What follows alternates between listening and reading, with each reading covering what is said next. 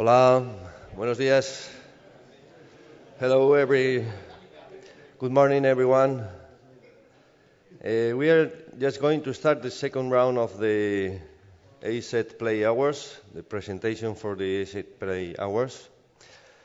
We are going to have this morning 4 presentations for the AZPLAY hours, and after that we will have a coffee break about 12 o'clock, and after the coffee break we will celebrate the Nordic Game Discovery Contest qualifying round.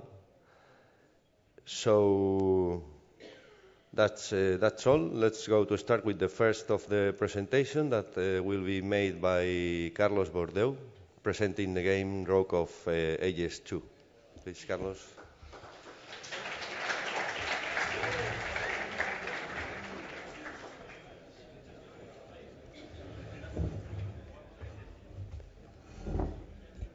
Good morning. Thank you very much for coming this early. I hear some of the game developers went out for drinks last night, so if you're here, I really appreciate it. Must have been a long night. Okay. I'm going to talk a little bit over the video of the game.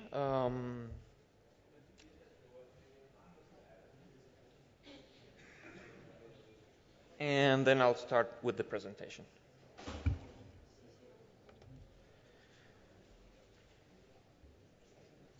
So, Rock of Ages 2, compared to other games I've seen presented the past days, I feel a little bit like the clown of the group because all the other games have been about feelings and emotions and very serious stuff, and our game is pretty silly. It's ridiculous. The story is about actually it's pure nonsense. You get to be Atlas, who's carrying this huge boulder, and you go around the world just crushing everything in your path, and you're just destroying elephants, catapults, and towers. And the game happens in different historical periods of art, and with famous characters from history. We really disrespect everyone and everything in Europe.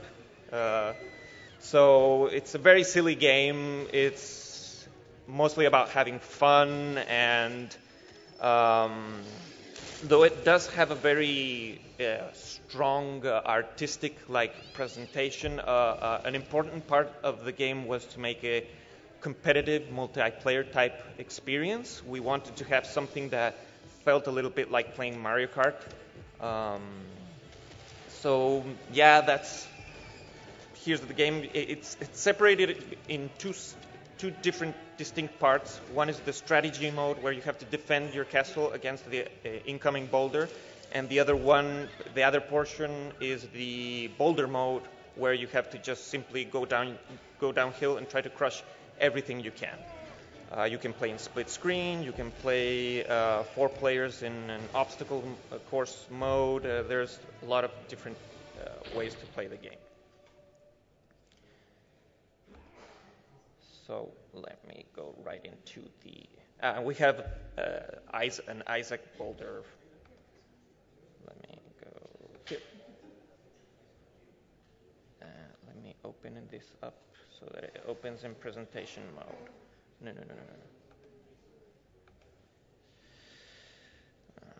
Presentation.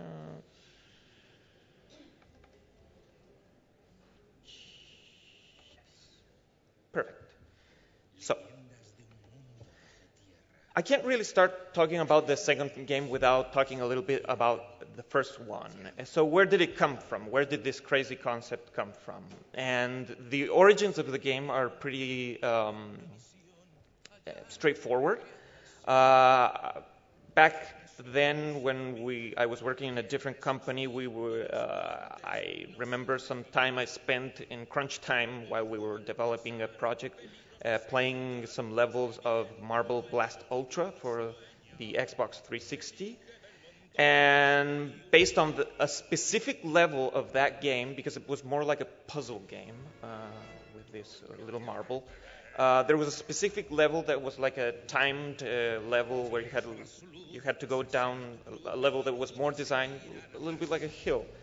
So based on that experience, I drew this very mundane sketch here, which is the basis is the origin of the game Rock of Ages. You can clearly see there's two little towers, two boulders at the top of a hill, and even there in question mark, I have visual style, Terry Gilliam. We're already thinking of Monty Python and that style of humor for the game. A very wise man once compared our game to a peanut butter and jelly sandwich. I have to be honest, it was a random YouTuber, but well, the analogy was catchy, and I've sticked with it ever since. Why peanut butter and jelly sandwich? Because he was basically saying in the video that we had mixed two genres of games into one single experience that had blended very well together, and that there wasn't a precedent that the mix would work. And that was the marble game mixed with the tower defense, which is the two pillars of the design for Rock of Ages. That is the experience that you're getting to. But now I've been talking mainly about the first game. And after finishing the first game, we were really left with the feeling that we had done a great job in diving into this concept we had created, but we felt there was much more that we could do with the title. And whoa, let me go back. I skipped. The idea had much bigger potential. That is a awful peanut butter and jelly sandwich, and I don't know why anyone would want to eat that, but well, there's a huge sandwich. So the concept was to go bigger and bolder, and we really felt we could do so much more with the concept than what we had originally set to do with the first game. So sometimes more is simply better. The changes in the game's design had the obvious thing was moving from a simple two-player game to a multiplayer game. Our game, the first Rock of Ages, was strictly one against one, where you have one person on one side of on the top of the hill and the other person on the top, and they both race down mirror tracks. But we really knew that the game was much more fun when there was more interaction between the boulder units going down the hill, and we could only accomplish that if we were going to have more than just two players. Because one of the game modes that was developed during the development of the first Rock of Ages was obstacle course, and in that specific game mode, you were allowed to roll with both boulders down the same side of the hill. So for the main game mode, you were always rolling down by yourself against the enemy defenses, which wasn't as interesting as the obstacle course mode. So basically, by expanding the game to have multiple players, it gave us the opportunity to have much more interaction between players and make the game way more interesting. Now, this had a series of very big challenges both for the game's design and implementation, and I can come up with so many things, but one of the main examples I can give, for instance, would be the split screen. The game was available with split screen originally on the Xbox 360 and PC.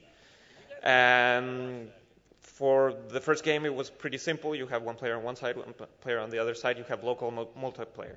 But for the second game, where we had multiplayer and split screen, we had to adapt the game to work. For instance, you could have two players locally on one PC in split screen join two online players in an online match. So the whole networking system, the whole lobby system the way we would connect people from different profiles, and that became a much bigger challenge. We also had to change the way that the players would start in the maps. We also came up with levels that would interconnect between each other. That's the bottom right screen, where you can see that the level comes to a middle point where the players can interact between each other. I guess I gotta do another one. This also meant another thing that we really wanted to do for the game was to expand the amount of options that we were giving players. We no longer wanted to have a simple boulder that you would start with. We expanded the roster to include several boulders at the beginning, which could be chosen when you start the game. You could now select the units and decide which units you were going to defend the level with. That meant having to implement an entire system, a little bit like Plants vs. Zombies, where you have to decide what the units you are going to be using are even before you start a match. So that's an entire new layer of complexity that was added to the game. And the balancing of the game became much more difficult as we started adding more options. We have now in the game boulders that are the metal and wheel boulder, which, for instance, the metal boulder is much more hard to destroy but slower. The wheel boulder is the fastest one but very difficult to control. Or the balloon boulders, which even when we launched the game were completely broken because people were jumping, making like obscene shortcuts and jumping all through the levels. And we had to sort of nerf them a little bit because of how good they were in some game modes. But the game is also was a tremendous challenge in terms of the artistic development, and that's because unlike almost all the other games we ever worked on, this one had a specific challenge that was we have to represent different periods of art's history in the game, and that meant developing art styles for unique levels in the game that were very distinct from each other. On the top right there you can see the Greek art period, how it was represented in Rock of Ages 1, and in Rock of Ages 2 we really went a lot more deep into the development of the art style, so that the foreground of the level, which is basically just almost sprites like billboards, which represent this very cartoony 2D outline style, was also present in the 3D artwork. Bringing 2D art styles to 3D environments is extremely complicated, and especially if you're having to develop new techniques and shaders and ways to do that for distinct art periods. So this is the example of the Greek base art style, and this is the Impressionist art style, which would by far be our greatest accomplishment in terms of the amount of work that went into doing the Impressionist levels. I'm a little. If you have an opportunity, you should check out one of the blog posts we did about this, the implementation of this rendering technique. But what is seen there is 3D environment. This is not 2D art. You can move around this environment freely and look at these objects in absolute 3D. It's an environment, it's the level of the game like you would see in the gameplay videos, and this was a very complex undertaking, especially considering it's not like we developed the entire Impressionist style rendering for the whole game. It was just for a few levels that happened in Van Gogh's levels and some of the other Impressionist style maps. Here's another two examples of the Impressionist levels. Again, these are not hand-painted 2D images. These are fully rendered 3D environments. Maybe we should take this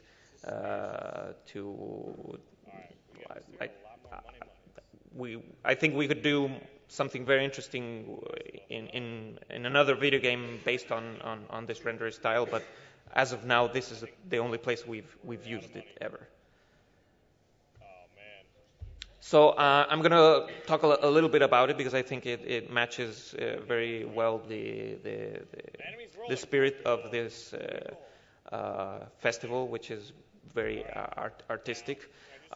Simulating impasto. Impasto is like this technique, just like it says there on the slide, a technique of laying on paint thickly so that it stands out from the surface.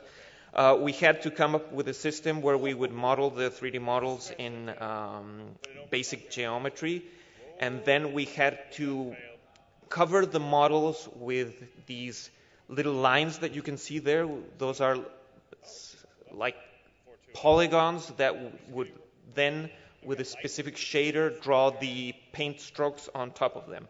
But that meant, in a way, painting the objects, the 3D objects, in a way that the strokes would then be rendered in the game engine in the proper orientation. So you can see there the little example with the smiley face and the little example with the sad face is that, for instance, if the artist had the job of having to do a ball, it was not convenient to paint all the strokes in a straight line, because then the strokes of the paint in the game would look not really well, and you really had to paint the strokes in a circular pattern to make it feel as if the painter, the person who painted this asset, was painting it in the proper direction with the brush stroke. So it was a very demanding process, but which gave very impressive results. A very big part of the game, which maybe I haven't talked that much about, is the Monty Python style of humor. Using historical figures and making fun of them is a huge part of what Rock of Ages is. I would say it was one of the most well-received aspects of the first game. I'm pretty sure a lot of people played the game only to see what these segments of cartoon cutouts that we made for the game were about. Actually, after we launched Rock of Ages 2, a few hours after, someone compiled all the cutscenes of the game, which are, for each level, we have a historical figure or a fictional historical figure, in which goes through a very ridiculous situation and usually ends up crushed by a boulder. Don Quixote is in the game, so I think we should get extra points for being in Spain. Yeah, we have all sorts of characters. As I was saying in early on, in the presentation, we really make fun of everyone, and the main antagonist of the game is actually none other than God himself. Here's a selection of the characters that were chosen for the game. That is really true. We highly recommend that you do not use the game to learn any history, because some of these people are there somewhat properly placed in their in Europe, but not all of them. We had to sort of squeeze in a few characters in places that maybe they're not properly placed. But we go from, we had Egyptian characters. We have, as you can see, Don Quixote. We have the giraffe is actually the burning giraffes from the painting of Dali. There's King Richard, Adam and Eve, Baba Yaga, for those who know the myth of Baba Yaga in Russia. And the story goes about Atlas, who is the protagonist of the game, who doesn't want to carry the world on his back anymore. He gets tired of it and runs away into the world, and God is upset and is trying to chase you to find where you are throughout the whole game. And I'm going to be a little bit of a spoiler for the ending of the game, but the story doesn't make any sense, so I'm not really. The game ends up with a match of football against God himself, which is like the final boss section. So, again, the game really doesn't try to present any serious narrative. For the most part, the story is an excuse to put like serious characters from historical characters in absolute absurd situations, a little bit like the Terry Gilliam sketches with the cartoon cutouts that he did for the Monty Python's Flying Circus. And yep, that would be the end of the presentation.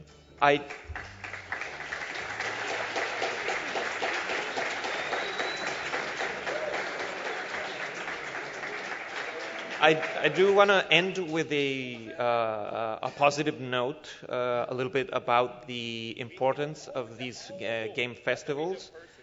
This is an anecdote, which is one of the reasons I'm in a super good mood is because yesterday, while during these presentations, I got a call, like a text message from one of my co-workers, my brother, co-founder of the studio, because we had secured a deal for a pretty big project that we had been trying to get to take off since March. And the beginning for the negotiations of that specific project happened during Brazil's big festival, where an agent came up to us because of the game that was nominated, not Rock of Ages 2, it was The Deadly Tower of Monsters, a different game. But that allowed us to present a prototype to them and start negotiations for an upcoming title. So I think these festivals are a great place not only to showcase the work. I think everyone who's here knows that they have an amazing project, but I think people should also use it as an amazing opportunity to sometimes maybe have these types of opportunities. So, well, I hope something like that happens to someone else here, and thank you very much for inviting me.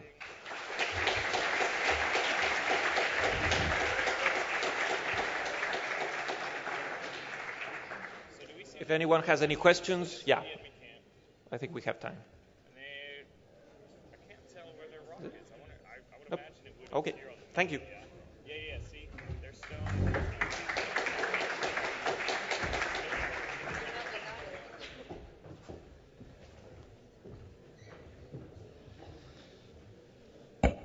Thank you, Carlos, and congratulations for this good news. Let's go on with the game presented by Andrew Trevelyan, Dressing. Please, Andrew.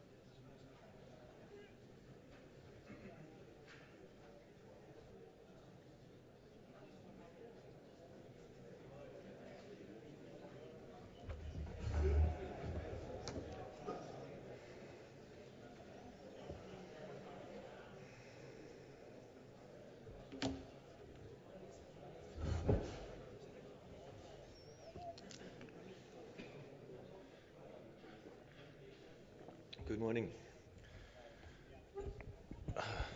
You're a tough act to follow, Carlos.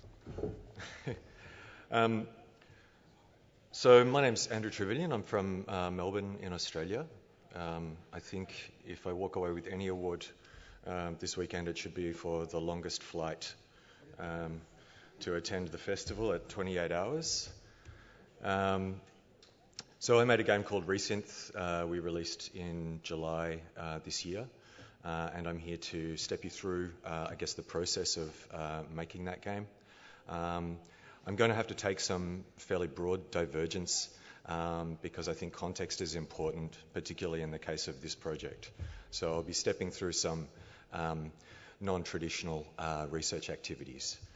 But first, I'll introduce myself and my partner, Sam.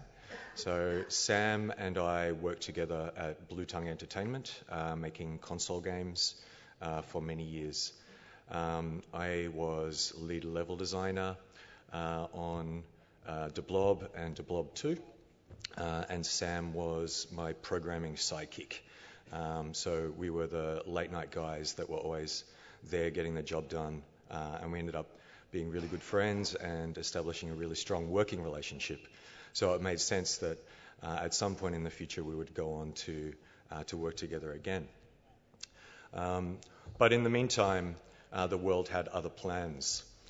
So the global financial crisis struck the Australian games industry very, very hard. We had a lot of large studios in Australia, 60 to 100 people, mostly working on licensed titles for US and European publishers and owners. So at Blue Tongue, we were working for THQ. Gradually, as the Australian dollar rose higher and higher against the US dollar, the Australian studios all began to close down.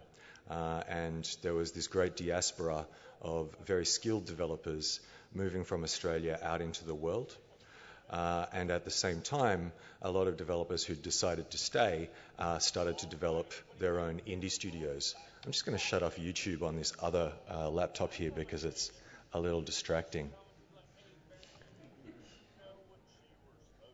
All right. Goodbye, YouTube. Okay. So yeah, the global financial crisis hit pretty hard. Proudest thing for me is that we made it to the very top of the Australian dollar before THQ pulled the plug on our company and 80 people lost their jobs. So at that time, Sam decided to start his own company.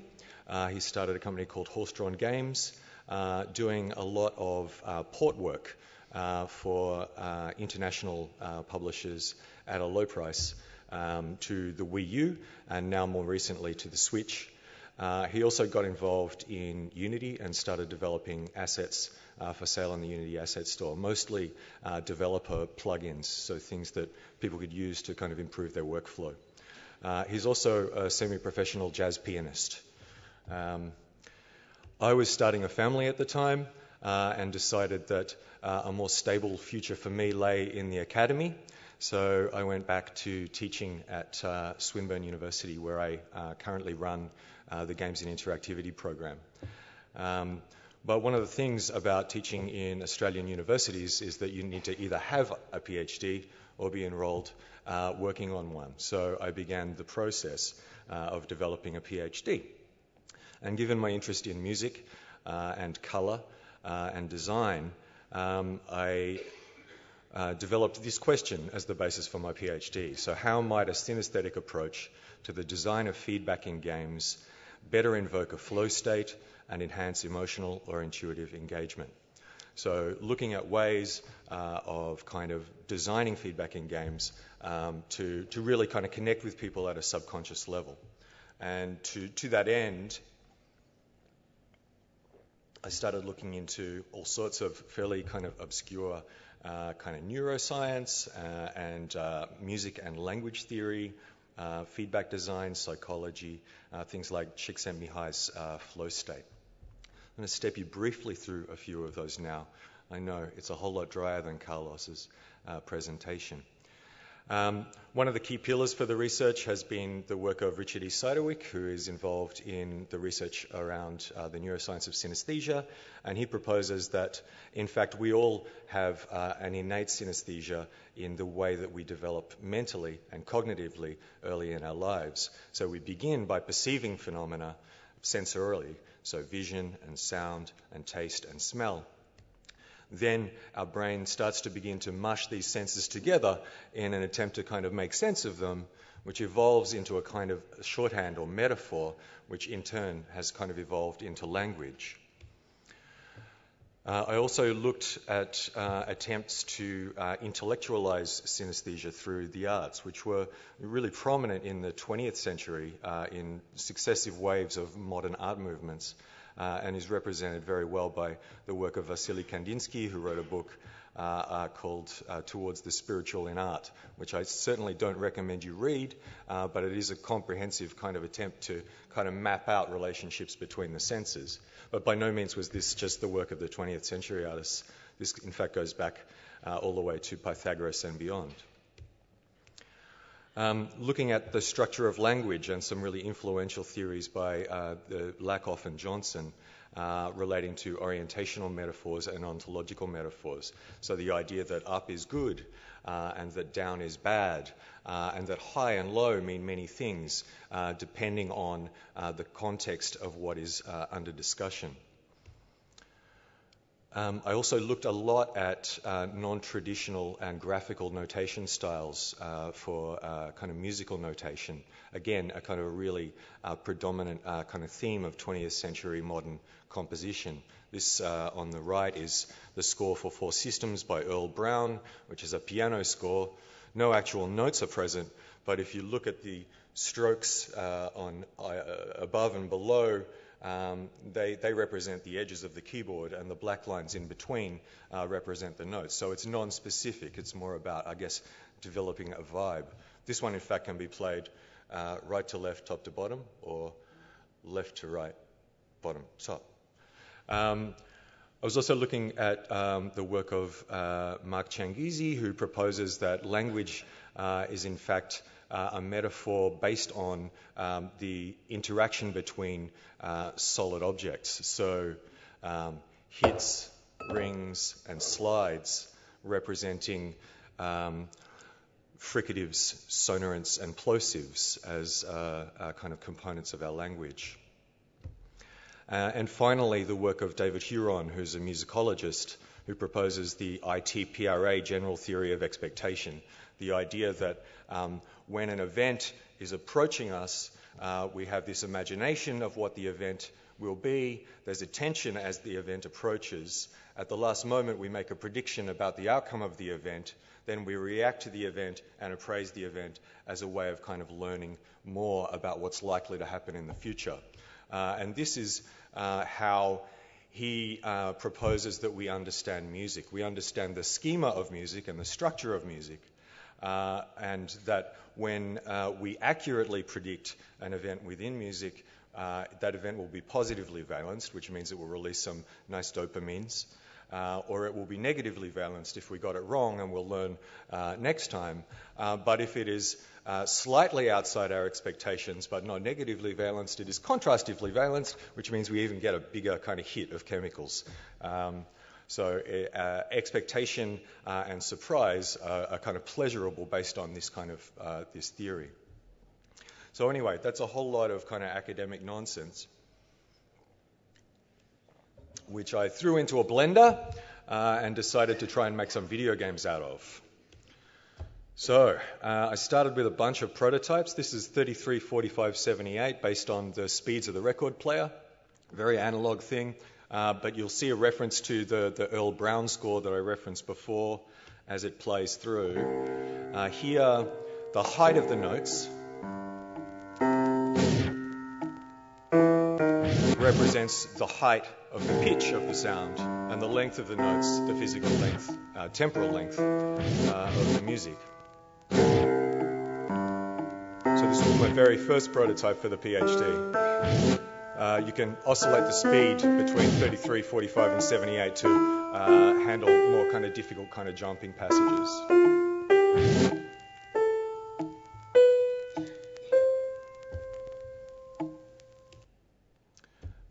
Then looking back at the Vasily Kandinsky paintings, the Circles Within a Circle series, I started working on a project that proposed a relationship between the pitch of the note and the brightness and lightness of the color.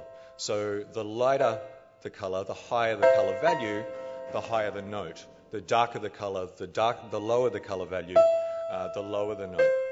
So a broad kind of experiment in the idea, based around the idea that we all have a kind of a survival adaptation that makes higher sounds less threatening than lower sounds. The bear that kills you doesn't sound like Tweety Bird.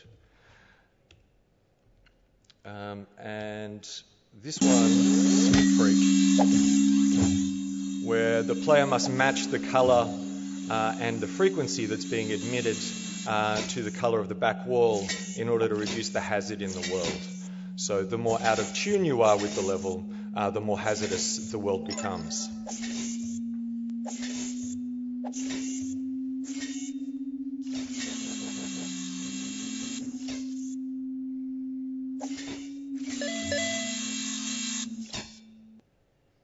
Yeah. So those and another 4 prototypes led me to the first pre-visualization for Resynth. So this is the first Illustrator file that I developed for the idea, and not much has changed visually. But let's dive in and see if we can kind of make sense of all of the stuff I've been talking about in the context of this particular game. So Resynth is effectively Sokoban meets the step sequencer. Sokoban being the classic Japanese box-pushing puzzle game, where as a player you must move objects around a warehouse and find their target locations. And a step sequencer is an electronic musical instrument where you highlight a whole bunch of squares and a shuttle passes over continuously, making a loop of music. So in Resynth, the level is a step sequencer, but it's also a puzzle. So each level is a carefully composed loop, and the game is effectively a musical instrument or a musical toy. So a 16 by 16 board equals one 4/4 looping bar, and each and every element on the board makes a sound when the shuttle passes over. There are no other sounds apart from incidental kind of gameplay sounds. The music is all entirely generated by the arrangement of elements on the board. Here, the x-axis, the horizontal axis, equals time, and the shuttle plays left to right, and the y-axis equals pitch. So the higher the object is in the level, the higher the frequency of the note that it plays will be, and the lower, likewise, the lower the note will be. And this relates back to that kind of orientational metaphor stuff, the Lakoff and Johnson. And as you move elements around the board, the music changes in time relative to the position of the elements. So all music is generated by gameplay. And this is the schema that we kind of developed to make that work. So these are our kind of basic play elements. We have our player, playable space, notes, note targets. We have beats and beat targets and pivots. So our percussion works on a kind of pivot system or a turnstile system. Musically, we're using a D minor pentatonic scale with about 3 octaves, which means using a D minor pentatonic scale means it's less likely to produce discordant sound. So a pentatonic scale is generally a little more harmonious than a chromatic scale or many of the other scales.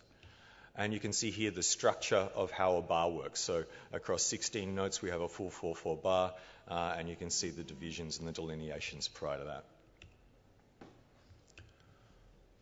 So level design here is an act of composition. Levels must be designed to sound great, both in their finished and unfinished states and as they're played through. But as it's a game, right, it's a puzzle game, it's also got to offer kind of progression.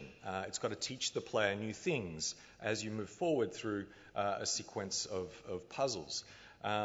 So it's sort of doubly challenging to design and author these levels in that respect. So good composition doesn't necessarily equal level design.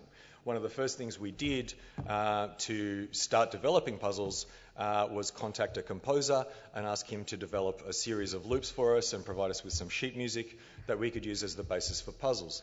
And they were terrible puzzles. We couldn't develop great puzzles around them because the music wasn't being designed at the same time as the level was being designed.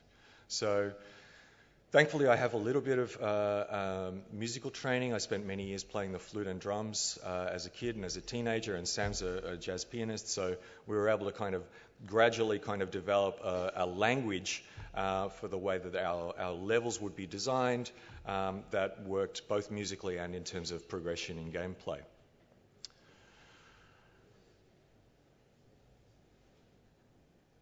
So levels need to kind of entertain, reward, surprise, and still sound great, and it was quite a challenge. This is our first prototype from December 2015, and it sounds terrible, and the user interface is really confusing, and there's almost no feedback.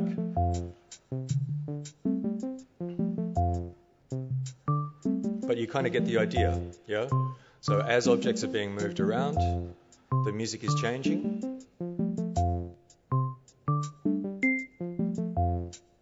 As notes land on their targets, they're being activated to a higher frequency.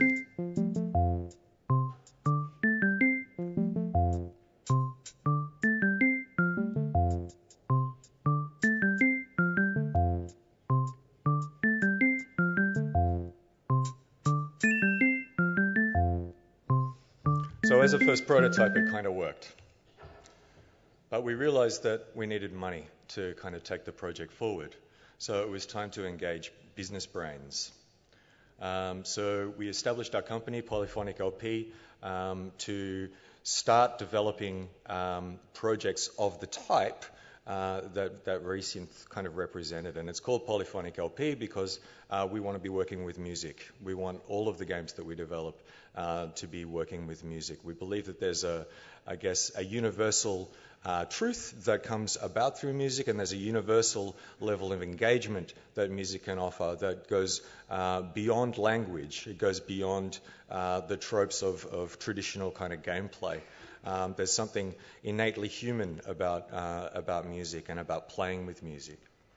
So we established our company to finish this game, to mark out that territory so that subsequent games could be developed. So we engaged lawyers, accountants, bankers. We started doing spreadsheets, all sorts of incredibly boring but very important stuff. And we applied to Film Victoria for games release funding. So Film Victoria is a branch of our local government, and they're very active in the support of our burgeoning indie developer scene in Melbourne and Victoria. We applied for a small amount of money to help us finish the game and release it, and we were successful in getting the money, which was fantastic, and I'm very grateful to our friends at Film Victoria for helping us out. Then we needed to fill some gaps in our capacity as a team. There were only the two of us, Sam doing the programming, me doing everything else. So we engaged a couple of people to work on discrete elements of the project. Jeremy Burns, who's at SoundResult on Twitter, you should all follow him.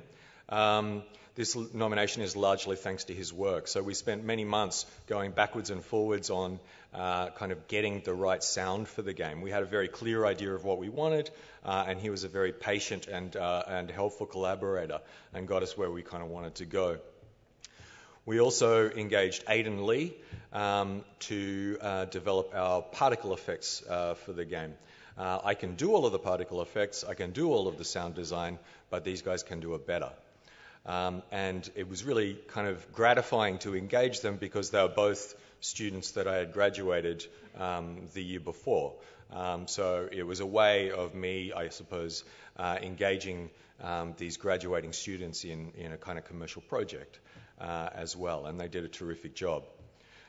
We also engaged Lumi Consulting, which is a game specialist marketing company and PR company based in the Arcade in Melbourne, Victoria, and they were really great to work with in terms of getting us closeted developers out of the bedroom and engaging with the world and trying to kind of establish enough of a presence for our game prior to release.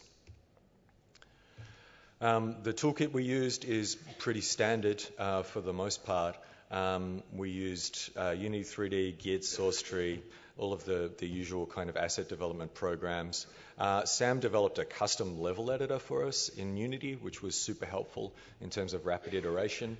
And he's also got this really fantastic asset called the HDG Remote Debug on the Asset Store, which allowed us to kind of plug in an iPad while the game's playing and kind of debug issues directly, which is super useful. And across those 6 months leading up to release, it was really important for us to kind of build a presence and get the news of the game out there. So we established a website, we built a press kit, we started engaging and very frequently posting on Twitter and using all of the hashtags, you know, Screenshot Saturday, Indie Dev, Game Dev, all of that stuff. Super important for any of the developers here who are planning on release to engage as much as possible on social media and build that following, because it means that you've got people who are ready to be your advocates and evangelists once the game does come out. You've already reached out and you've already established a community. We built a press kit so that was ready to go for press. We engaged with press at every opportunity, reached out to a lot of our indie friends in the local scene to playtest the game, offer us feedback. Another great thing to do because, again, it gets you these kind of evangelists that are perhaps a little more influential on social media than you might be. Enter all the awards. So anytime we found an award where our game would be eligible, we entered it. We didn't get into all of them, but we got into a lot, and we got a lot of nominations, and I'm here because we were kind of bold enough, I suppose, to do that. We also launched a Greenlight campaign because we plan to release the game on PC with a level editor and with Steam Workshop integration early next year. And thankfully we were greenlit before the Greenlight system shut down, so fairly pleased with that outcome.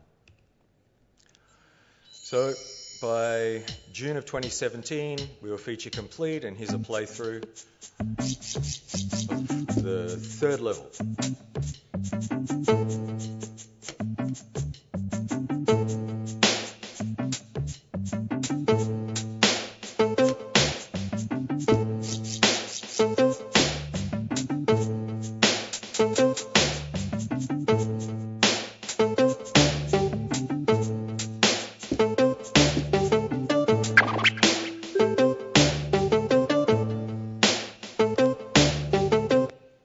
So sounds a lot better than the first prototype, right? And we simplified the UI. We went through a million iterations of the UI, working with Aiden to get those particles right and adding our own kind of animations to amp up the juicy feedback and building out loads and loads of levels. At the same time, we also set up a theme system so that the user can kind of modify the appearance of the experience. And also added a series of alternative gameplay elements which are available in the second level pack of the game. So here we have what we call duet levels, where there are two players that you're controlling simultaneously, which leads to all sorts of mayhem. Then as we closed in on release, we prepared all the necessary material, trailers, websites, press kits. We did a big press outreach and a social media push. And developed a trailer, which is going to sound pretty familiar, I'm afraid.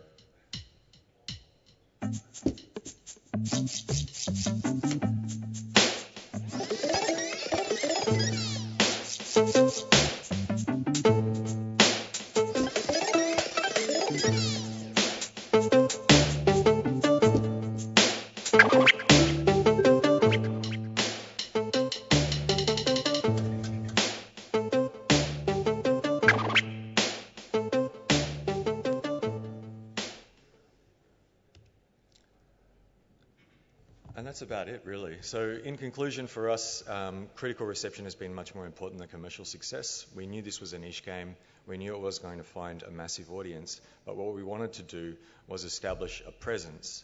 And in kind of entering all these awards and winning some fairly high-profile some fairly high-profile awards. We've had the opportunity to kind of establish that presence, but perhaps more importantly, meet a whole bunch of really cool people by coming along to events like this and getting to know folks who are doing amazing things in games. And I'm sure that those connections will help us mutually as we all go forward. We're really happy with the response to the game so far. We've got Steam and tvOS versions due for release early 2018. We're already starting to work on some new prototypes for Polyphonic LP. So thank you very much for the opportunity to present today. And if anyone has any questions, I can field some now if there's time, or I'll be around for the rest of the day and happy to talk to anyone.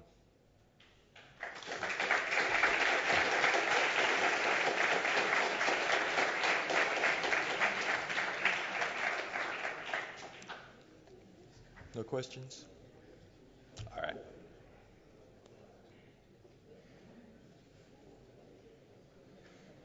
Gonna make it disappear now.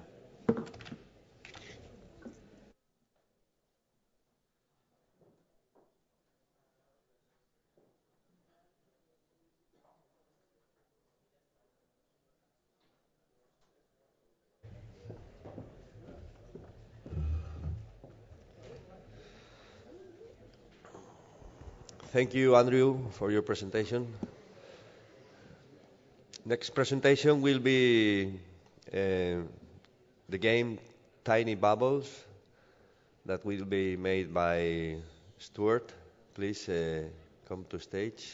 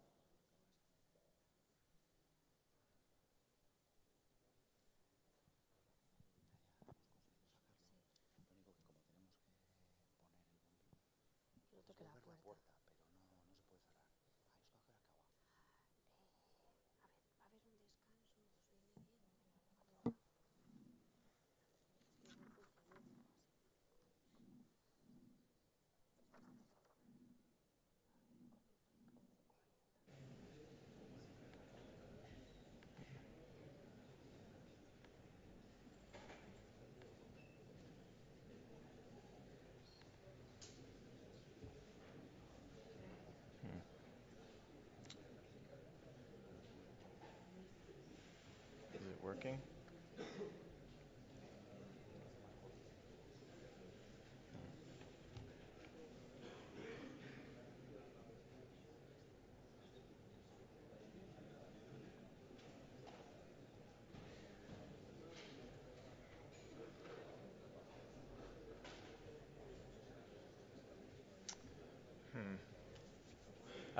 Hi, everybody.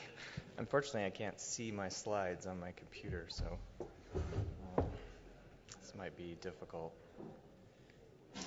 Trying to figure out how to mirror it. Yeah, is there somebody can help me?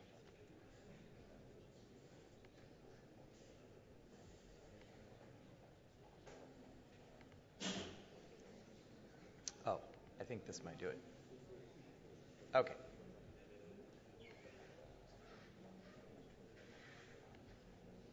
There we go. All right.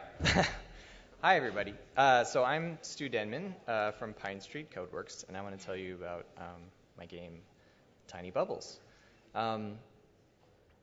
So first, I want to tell you about the team. I'm the main full-time person. We're from Seattle, and in addition to, I do the game design and the concept, and also the code and the art, and so I'm kind of a typical indie generalist. But I also work with my wife Paulette, who does production and PR, and she also works with our various shows that we go to and looks at player experience and helps improve the game for new users and makes sure that flow is really good. I also work with, in the past I did console games, and I work with Chris Larson, who was a really good sound designer and music composition, who helped me kind of build that musical feel in the game as well. And then James is a neighbor of mine who's also has his own game company called Triangulate, and he did about a third of the puzzles in the game. So we were able to kind of collaborate on coming up with what this game is. So the game is a physics game a puzzle game using the physics of soap bubbles. And when I say that, you're probably thinking initially about these kind of soap bubbles, which are sort of jiggly and they float around and they're very delightful and kids are always having fun with them. And there's quite a few games out there already based on these kind of bubbles. But Tiny Bubbles is actually about a kind of bubbles you probably see multiple times a day whenever you wash your hands. And that's these clusters of bubbles or foams. And they have some interesting properties that make a cool game. And so if you're washing your hands every day and millions of people are seeing these bubbles every single day, why has there never been a game about this? And I'm not really sure. It's an interesting question.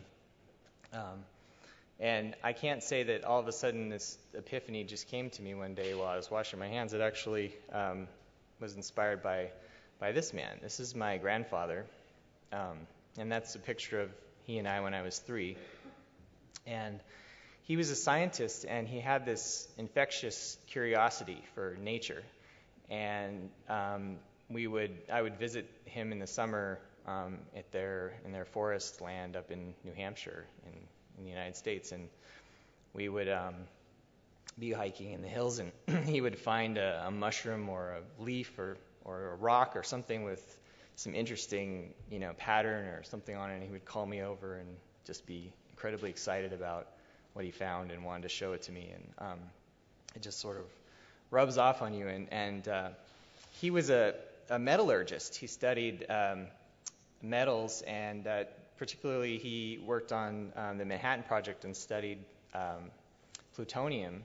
And then later, after the war, was looking at properties of metals. And if you look at things like aluminum under a microscope, when it's very hot and it's cooling, it forms these patterns which are the same structure as soap bubbles.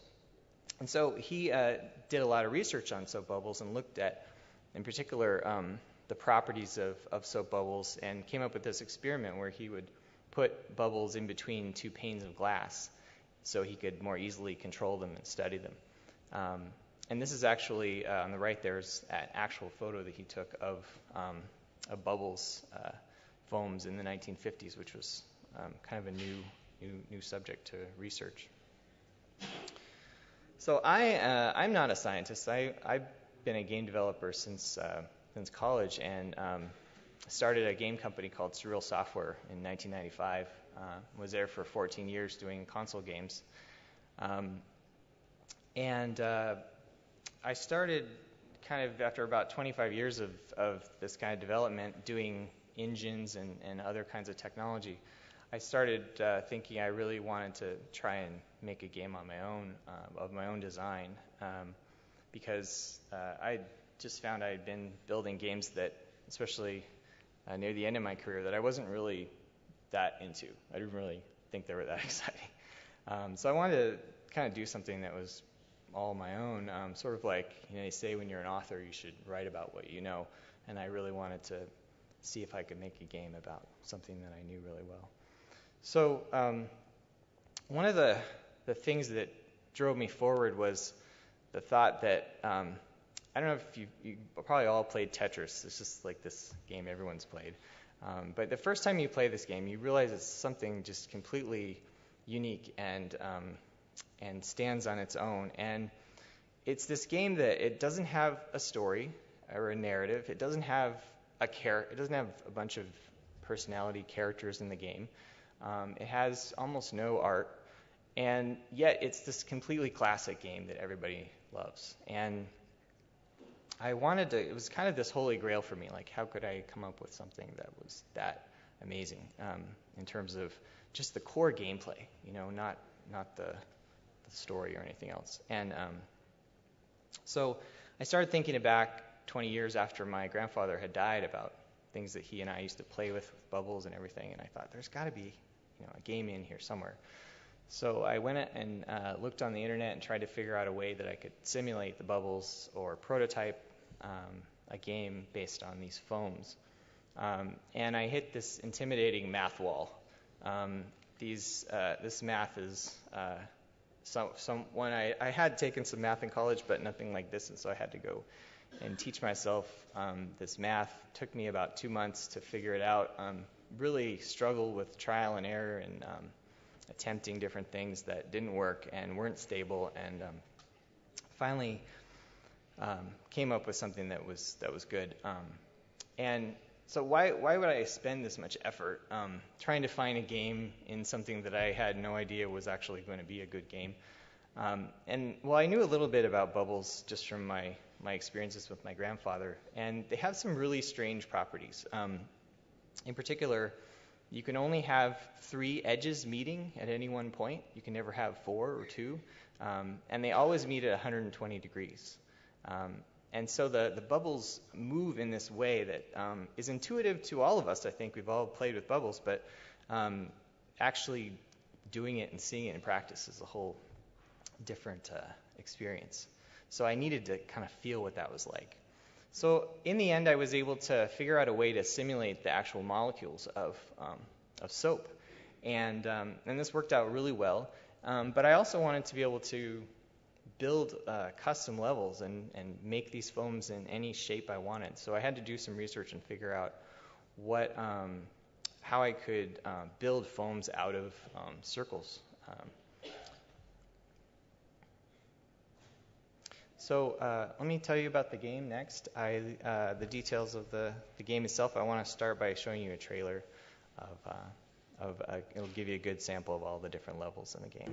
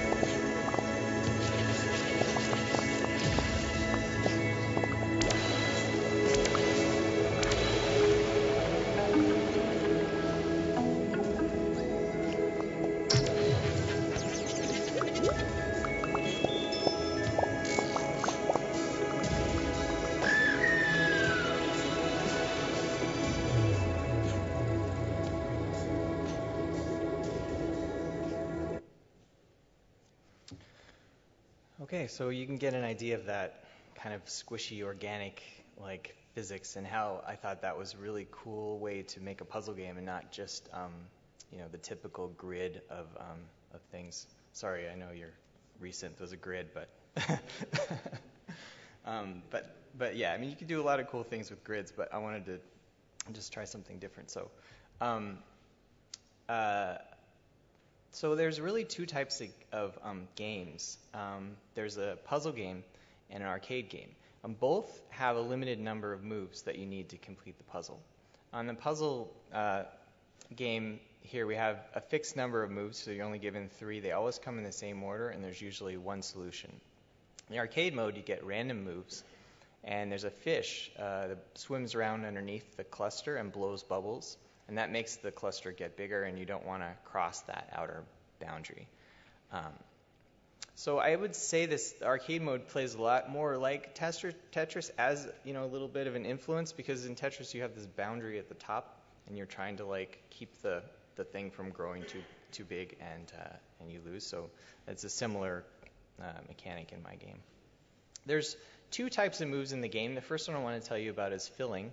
So the core mechanic in the game is to match 4 or more of the same color, and then when they match and they touch, they deflate. But you can also fill bubbles that have a different color with a new color. So red and blue make green, and they mix, or sorry, red and blue make purple, and they mix to make a new color that can then match. And you can also, when you fill a bubble, it gets a little bit bigger, and you can use that to grow bubbles and push other bubbles around to make matches.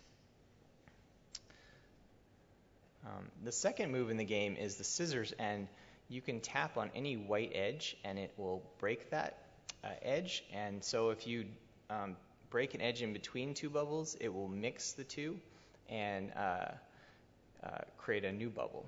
And you can use that mixing or that internal edge breaking to move color across the cluster if the bubble you're moving into is empty.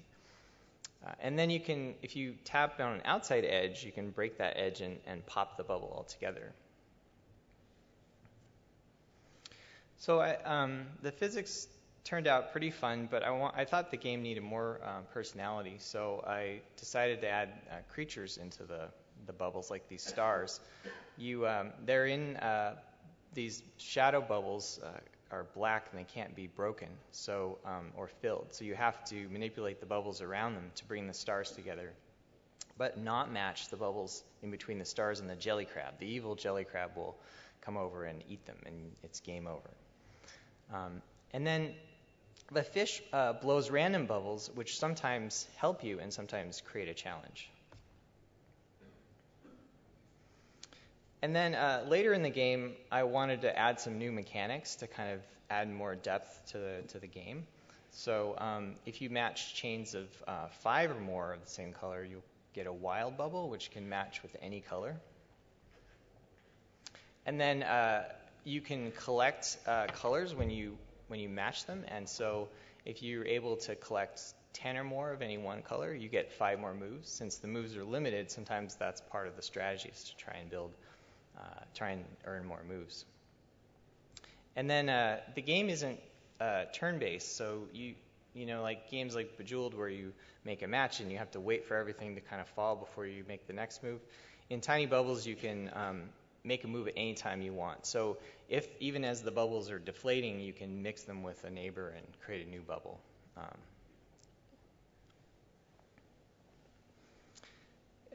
So each puzzle has a goal that you're trying to do, and there's a whole different variety of goals that you're trying to achieve in the game. I'll just go over a few of them. You saw in the trailer, this particular level, you're trying to help this star escape. So you have to deflate the bubbles around the outside so he can get out, while at the same time the fish is blowing new bubbles that kind of thwart that effort. And then I do some puzzles with these films, which are like these almost like rubber bands in between. So you can have to break them in the right order to get the colors to match. You can also sort of mine into the bubbles, and the surface tension pulls the bubbles together to create interesting matches and strategies really taking advantage of the bubble physics. Here's some other things you can do with the bubbles, pushing things around. So here you've got a green move. Where would you place it to make a match? And if you fill a bubble, remember it grows, so you can push things over. Later this is probably like World 3, you start to get more interesting strategies, like here you're not actually given colors that you need in order to reach the goal, which is to get 5 you have to just match 5 purple. That's the goal. So, so you're deflating the bubbles in between these purples to try and bring them together. But remember, if you get 4 or more, they'll match and deflate. But if that happens with 4, you'll end up having an orphan purple that can't match. So it's a different strategy. You have to make sure all 5 come together at the same time. I'm going to skip this one. This one, again, you're not given the colors to mix to make green, so you have to use these stars and bring them together. And then when they see each other, they break into one bubble that mixes and makes green. So you sort of have to use the creatures to make the colors that you need. And then when you get really good, you can make long chains of 7 or more, and that earns a wild move that you can actually place anywhere you want in the game, or in the bubbles. So I mentioned the level editor, and this is a screenshot in Unity showing the circles that we would place, and then you'd hit play, and you'd instantly be able to see what your puzzle is like. And this was really important when we were kind of starting out making the game, because I didn't really know what the game was going to be, so I had to have a way to experiment and try different things and see what was fun and what wasn't. And that involved, putting different colors in, trying different shapes, different gameplay, and seeing what was going to be fun. And I think that the way that I designed it, being sort of freeform like that, meant that a lot of the levels, there's 160 levels in the game, are kind of challenging the players in different ways with different strategies. So you're not always doing the same game over and over and over. You're kind of surprised by things that worked before might not work the same in the next level.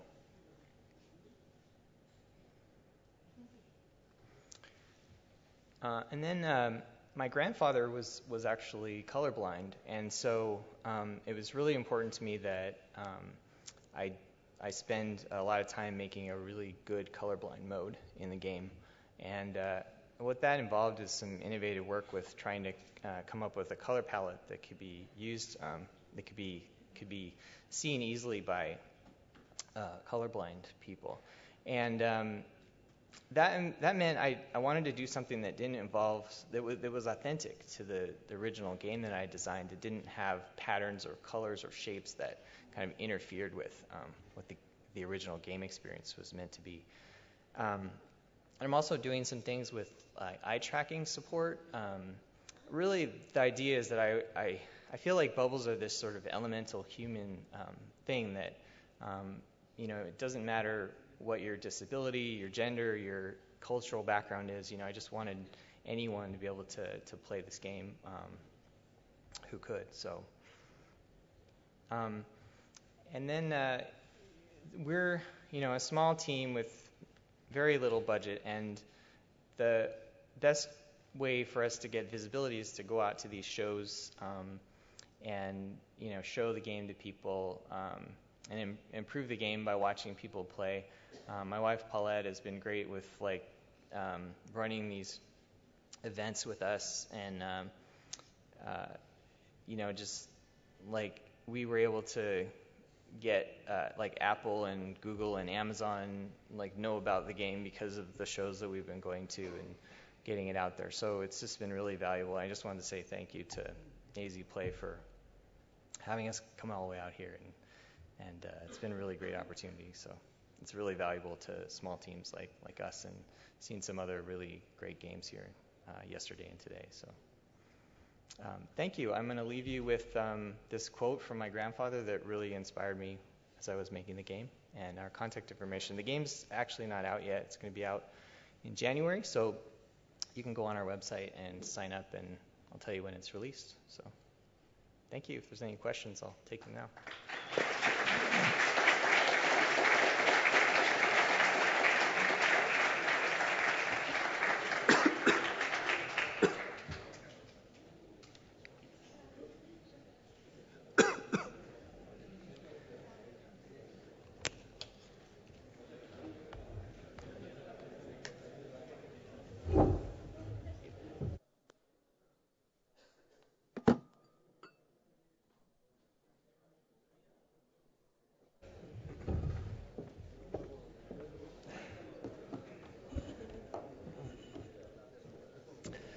Thank you for your presentation, Stuart.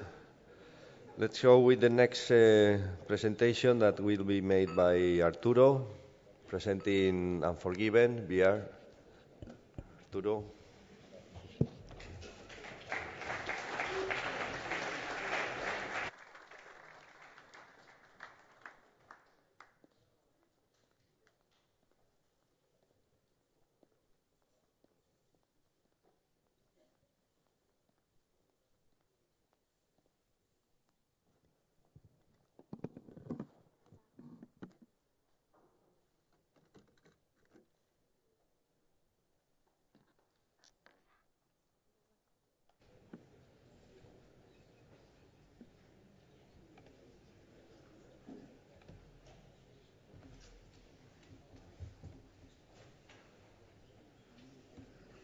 Hola, buenos días, ¿qué tal? ¿Cómo estamos?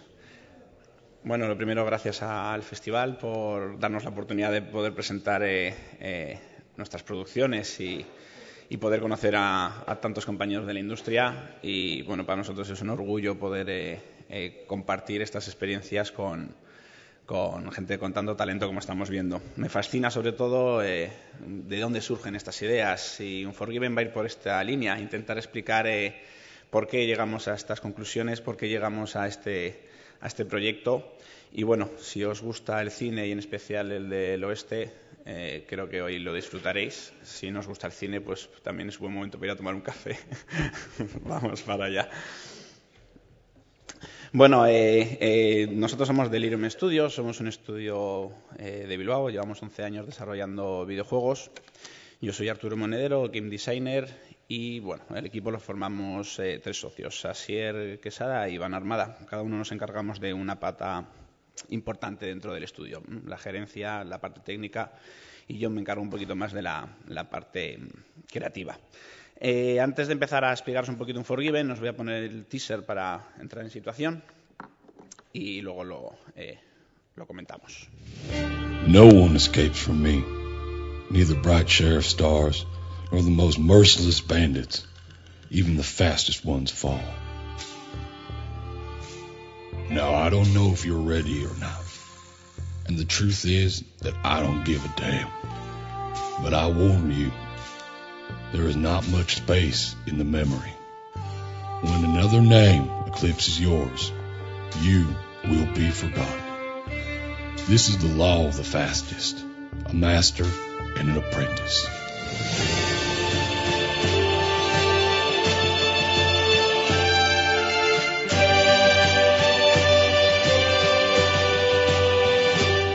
You may be wondering who I am. If so, you're asking the wrong question. You should wonder who you are, because you were dust, and to dust you shall return. Bueno, esto es Unforgiven.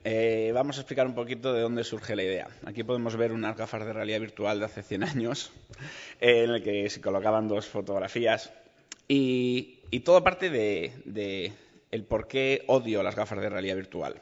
Yo personalmente no soy muy amigo de ellas, pero tampoco soy de los free to play y he acabado haciendo alguno también para conocer al enemigo, como solemos decir.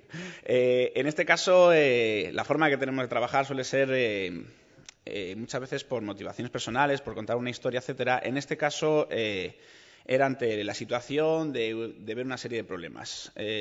Los problemas que hacían que a nosotros no nos acabara de convencer las VR era el movimiento del personaje mientras tú estás quieto, la sensación de mareo, mucho tiempo jugando sobre las gafas. Bueno, al final veíamos que había ciertos factores que no acababan de cuajar dentro de lo que considerábamos las VR como algo a futuro. Eso hizo que al final decidiéramos, bueno, plantarnos ante la duda, decir, ¿qué podríamos hacer nosotros para intentar solucionar esto? ¿Qué tipo de juego podríamos llegar a hacer para divertirnos con la realidad virtual? Además, esto se sumaba a que compañeros de la industria habían dicho que no éramos capaces de hacer un shooter, porque hacíamos juegos muy cortavenas, los Ríos de Ali, los Delirios, que son juegos como muy de autor, y decidimos en ese paréntesis entre producción y producción hacer un juguete, un arcade clásico. Todo parte con una mecánica bastante sencilla. Voy a poner un vídeo de mientras de fondo para que vayáis viendo, en la que es un juego de duelos, puro y duro. Retas a un amigo, es un juego online, se conecta con él, os lleva a la plaza del pueblo, y cuando suena la campana del pueblo, el primero en desenfundar y matar al colega gana. Ya está, ¿vale? La base es muy sencillita. La cuestión era cómo envolvemos todo esto para que tenga un trasfondo un poquito más importante y para poder tratar sobre temas que nos interesaban mucho, ¿vale? Como era el caso de la muerte y como era el caso también de cómo gestionar todo el tema de menús y el interfaz de la realidad virtual. Veis que los duelos son muy rápidos y esto que está puesto a gran cámara lenta realmente son fracciones de segundos y claro, hemos hecho posiblemente el shooter más rápido de la historia. Pero todo lo que generamos alrededor de él hace que al final tenga cierta coherencia. Si analizamos un poquito las mecánicas que nos interesan, Primero empezamos con la muerte, luego intentaremos hablar un poquito más de ella y sobre todo la parte de la personalización del avatar. En un principio tú creas tu personaje, haces un cartel de se busca, además empezamos dentro de una especie de limbo en el que no queda claro muy bien si estamos ante un tribunal frente a Dios o qué, y sobre esa premisa nos vamos creando un cartel de se busca. Y una vez que tenemos todo eso, aparecemos una especie de fogata de noche en el que nos encontramos un personaje del que hablaremos luego un poquito más adelante. La idea de que si tu personaje muere para siempre hace que la importancia de esos duelos cobre muchísimo valor. Si has estado de fiesta y te has tomado 3 cervezas, no juegues a Unforgiven. Si te mata un niño rata de 15 años, vas a perder tu personaje y lo vas a tener que tirar a la basura. Entonces, esa sensación de permanencia, esa sensación de no quiero que mi personaje muera, está muy vinculado permanentemente en Unforgiven. Tenemos una mecánica distinta, que aunque han empezado a salir a títulos muy similares, ninguno tiene el de desenfundar el arma, que es donde puede estar ahí el punto más complejo del juego, aprender a desenfundar y apuntar rápido. Ver al rival moverse, saludar, hacerte corte de mangas, bailar, la Macarena y cosas muy raras que hemos visto ya online. Y sobre todo un sistema de apodos que nos parece que es muy interesante. Según vas jugando, Unforgiven lo que te va haciendo es asignar una serie de motes. Si rematas a tus cadáveres en el suelo, pues igual te llaman el bastardo Jimmy.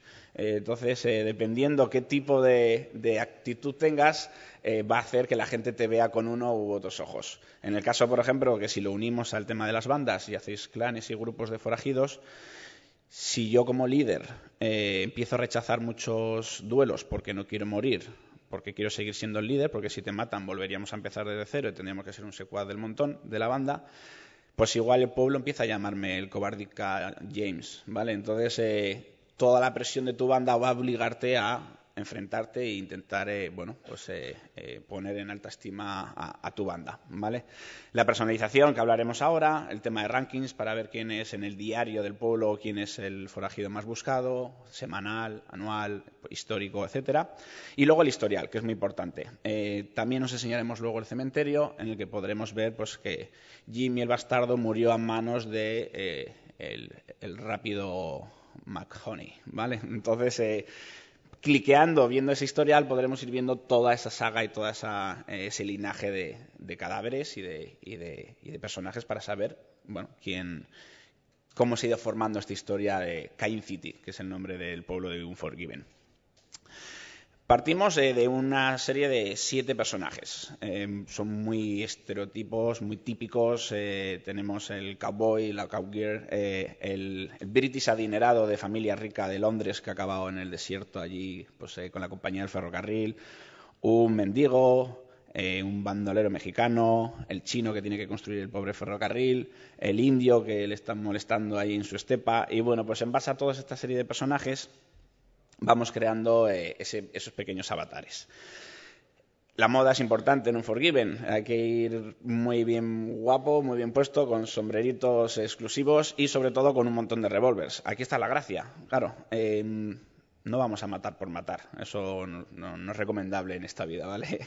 Lo que hacemos es con el dinero que vamos ganando en base a el ranking de la gente. Si alguien lleva pues 100 víctimas, pues tendrán $1000 por su cabeza. Si tú consigues derrotar a alguien de primer nivel, irás ganando esos dólares que los podrás invertir luego pues, en customizar personajes, cambiar los skins, comprarte sombreros o incluso comprarte armas de muchas gamas. Estamos hablando que rondaremos ya como los 50 tipos de vestuario,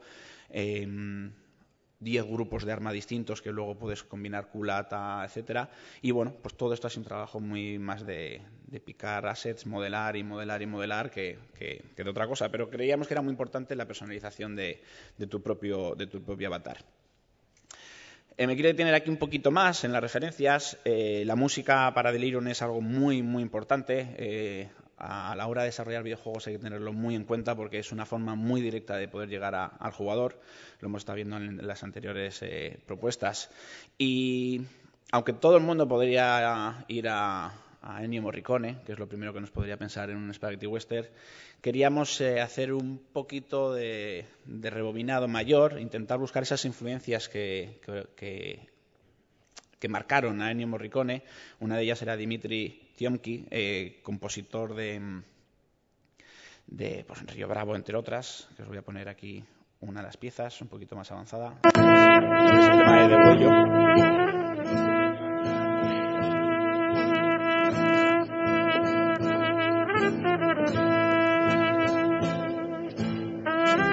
En algunas partes nos estemos centrando en música, continuamente la imagen, la estética y el audio van muy vinculados en el proyecto.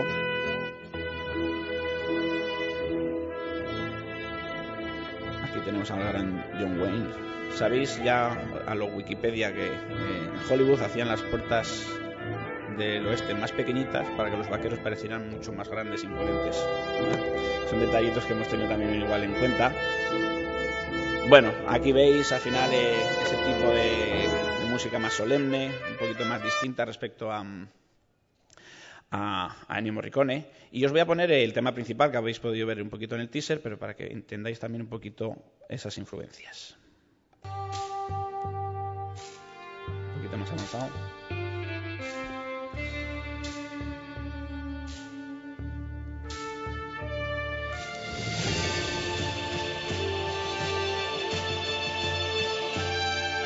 Aquí es donde quiero conseguir a los fenómenos tierra para que me meta coros.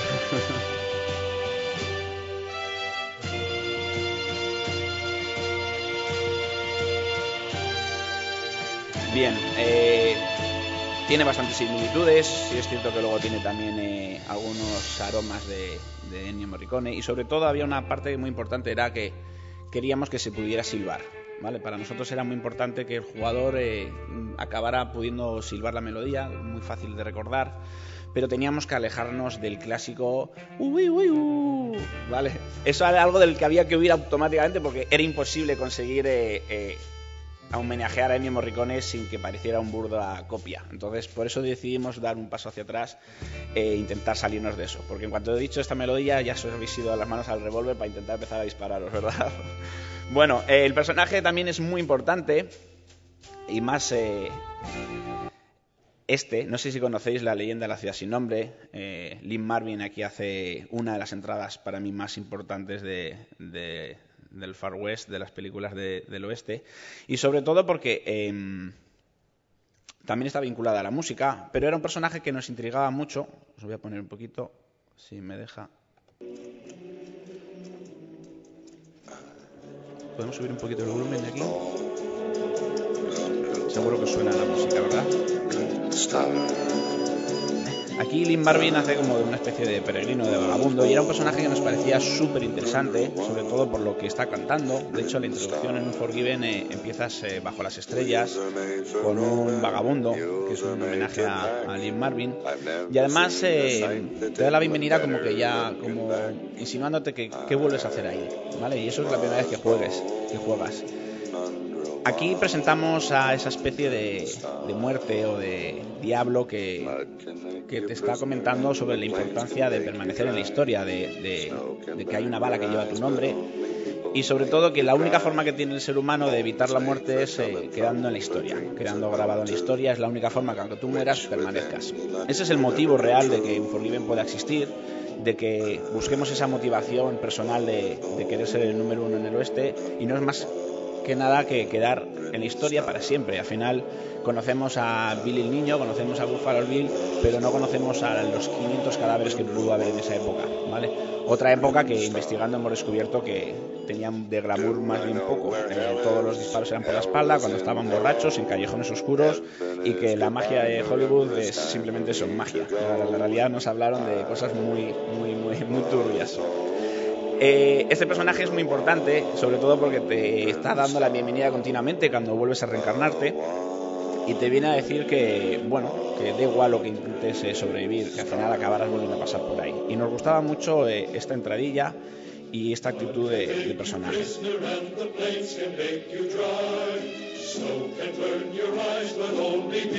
La letra también habla un poquito del infierno y del cielo, y bueno, es una referencia muy clara. Y no podía acabar la referencia si no metía esta, que es muy clara, y no me lo perdonaríais si no lo hiciera. Hemos visto la película todos. para parar el spoiler final, ¿vale? Bueno, yo creo que son posiblemente los 5 mejores minutos del cine de vaqueros. Creo que es de largo el mejor duelo que se ha filmado y es algo que nos ha marcado a fuego, incluso en el desarrollo. Luego vamos a profundizar un poquito más en esto.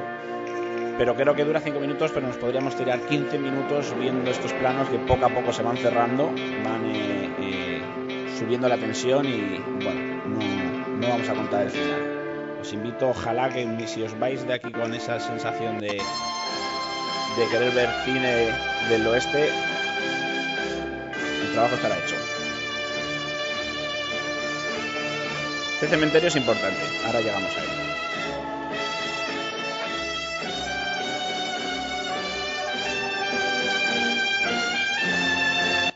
Ahí lo dejo. Bueno, los escenarios. Los escenarios es algo también muy importante en Unforgiven. Al principio simplemente son puramente estéticos, luego empiezan a tener ya cierta importancia y cierto protagonismo en el devenir y el resultado de los duelos. El sistema de dificultad realmente es un juego que la curva de aprendizaje es 3 partidas. A partir de la tercera puedes ganar a cualquier persona. Si tienes buena puntería, aquí no hay apunte automático, los de la generación PlayStation vais a tener un problema, porque... un saludo. ¿Por qué? Porque está más cerca de tirar a la chimbera, al plato y a los disparos en las ferias que al autoapunte. Una de las cosas que me alegra mucho es saber que los jóvenes no saben disparar con armas, de verdad. En algunas ferias hemos llegado a ver a niños disparando así, como si fuera un first-person shooter, como si el arma tuviera que estar a la derecha. Y luego hemos llegado a tener duelos en el que al principio no teníamos límite de balas y el récord lo tuvo una pareja que consiguió dispararse, creo que fueron 128 balas. Bueno, era como ver a 2 monos llenos de LSD disparando al aire y viendo cómo silbaban las balas por alrededor. Ahora ya está limitado a lo que lleva el revólver y nada más. Si no consigues matar, se queda en empate. Lo mejor es que vayáis al bar a tomar unos chupitos de whisky que dejéis lo de mataros para otro día. Bueno, los escenarios. Tiramos de clásicos, nos vamos luego a algunos un poquito más atrevidos. La Plaza del Pueblo Mexicano. El momento de desenfunde, ya os he comentado, es siempre con una campana, con un buitre o un sonido que lo que genera es una entradilla a lo cine, en el que subimos mucho la música, el duelo del bueno, el feo y el malo, y hay un momento entre 3 y 7 segundos de silencio absoluto. Ese es el momento de tensión, es el momento en el que generamos que el jugador tenga la sensación de que está llegando a algo más grave. Volvemos a lo mismo, lo importante de la escena del bueno, el feo y el malo no es el disparo, que dura medio segundo, son los 5 minutos previos. No vamos a tener los 5 minutos jugando, pero sí el tiempo suficiente para generar esa sensación de nerviosismo y de que me estoy jugando algo de valor. Está bastante logrado, sobre todo cuando juegas en modo online cara a cara. Tenemos la cantera. Al principio, como salimos en un early access rápido, sí es cierto que trabajamos con algunos assets, pero enseguida empezamos a trabajar ya toda la geometría y todo el modelado desarrollado por nosotros. Nos parecía importante marcar esa línea de personalidad. Tenemos aquí un escenario que es el entrenamiento, por si no quieres batirte en duelo. Tenemos muchas referencias, además está gamificado, tienes que conseguir superar ciertas dianas en ciertos segundos o porcentaje de acierto para poder ir desbloqueando. Y aquí no sé si se llega a ver el fotograma que hay abajo a la derecha, no sé si alguien es capaz de decirme de qué película es. Son detallitos que hemos estado cuidando. Esto es Regreso al Futuro 3. Hay un momento en el que le retan a probar un nuevo revólver y bueno, pues ahí hay unas figuritas que va disparando y las va tirando abajo. Son justo las que están arriba a la derecha que hemos hecho, entonces hemos querido hacer un homenaje, un pequeño guiño, meterlo ahí de Regreso al Futuro 3, porque me apetecía mucho que hubiera algo, pero poner un poncho con átomos creo que iba a quedar muy cantoso, entonces decidimos dejar un sutil guiño. Los escenarios, cada personaje al final tiene uno suyo, los tipis con sus hogueras y sus señales de humo ahí en la colina. El bar es muy importante, no todo es pólvora, también tiene que haber whisky. Y aquí, pues para los que nos conozcáis, veréis que al fondo el cuadro es Alice, es la protagonista de nuestro anterior juego.